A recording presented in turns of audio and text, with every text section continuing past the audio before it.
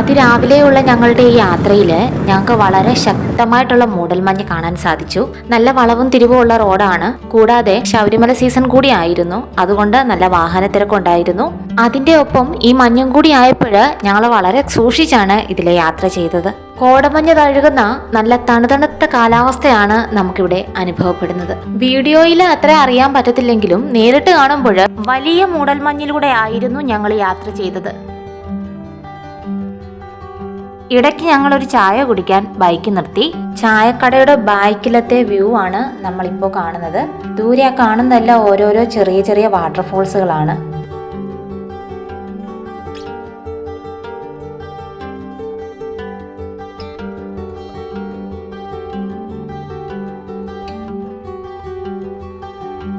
ഈ കാണുന്ന വെള്ളച്ചാട്ടമാണ് വളഞ്ഞെങ്ങാനം വെള്ളച്ചാട്ടം. ചാർലി സിനിമയില് കംപ്ലീറ്റ് മിനറൽസ് ആണെന്ന് പറഞ്ഞ് ദുൽഖർ വന്ന് നിൽക്കുന്ന വെള്ളച്ചാട്ടം നിങ്ങൾക്ക് ഓർമ്മയുണ്ടോ? ആ വെള്ളച്ചാട്ടമാണ് ഈ വെള്ളച്ചാട്ടം. തിരക്കേറിയ ഈ റോഡിന്റെ ഒരു വശത്തായിട്ടാണ് ഈ വലിയ വെള്ളച്ചാട്ടം സ്ഥിതി ചെയ്യുന്നത്.